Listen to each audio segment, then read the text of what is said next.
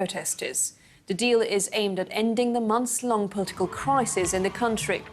Opposition groups that led the effort to overthrow long-time leader Omar al-Bashir say the deal still needs a lot of more work for it to be implemented effectively.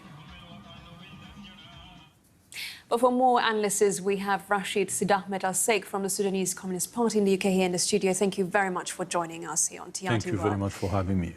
Well, so what does the agreement reached between the military leaders and opposition actually entail? It entails the points that is actually reached earlier, and the TMC renegade from that and ditched it.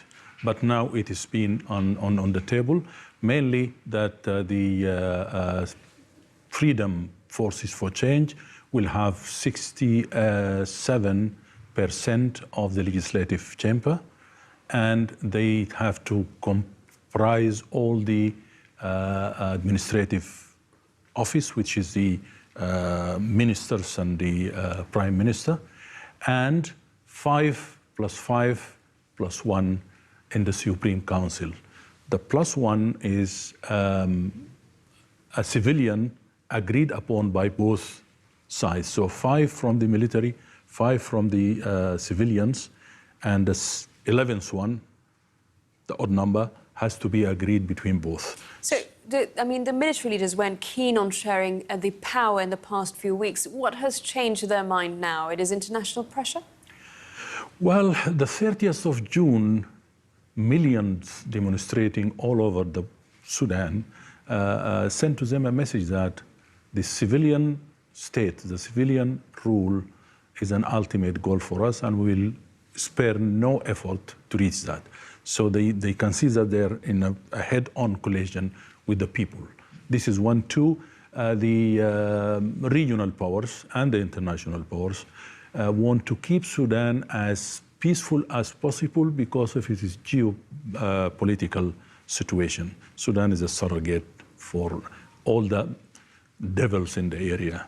As you know, Boko Haram, Somali Shabab, Muslim brothers from Libya, jihadi, all of them has been training. Some of them, the strings are still with the deep state in Sudan.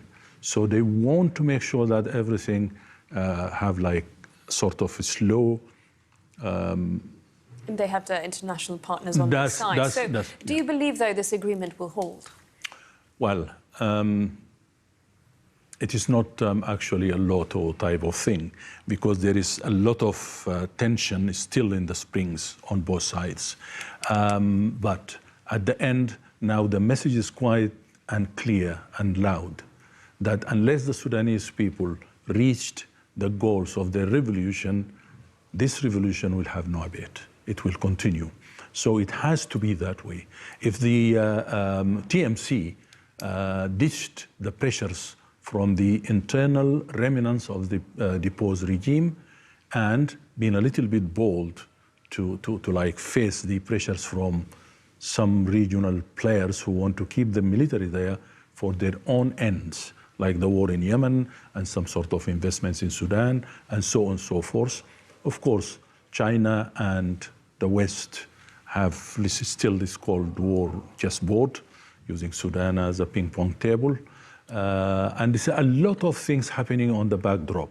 And what about the violence, though? I mean, especially the incident that happened on River Nile where 40 bodies were pulled out. Are people fearing that there will be more violence? Well, of course, people will be fearing any more violence, but the thing that is being across to the military and to everybody, that those people will spare no effort, no blood until they reach. And maybe some of this sort of delaying tactics is because that settlement of a real due process of law is on the table. So they want to have some time now, I believe, to distance themselves and try to find some scapegoats. This is the military, I mean. So people will spare no effort whatsoever. And it has been loud and clear in the demonstrations And from all these sort of videos coming in and out, and from our talk to the people there, we are not fearing any more prices, because they know that revolution has to be paid for, and sometimes dearly. Well, that's all the time we have. Thank you very much for that insight, Rashid Sidahmed Elsheikh. Thank you very much. A quick look now at some other stories making news around the world this hour. At least one person has been killed in flash flooding in Spain. Emergency crews found the body of a man whose car was swept away in the country's north. It happened when the river in the Navarra region burst its banks during sudden torrential rain on Monday night.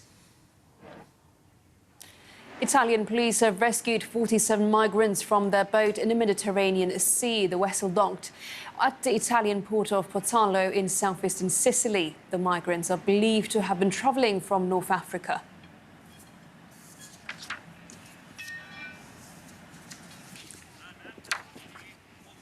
Turkish President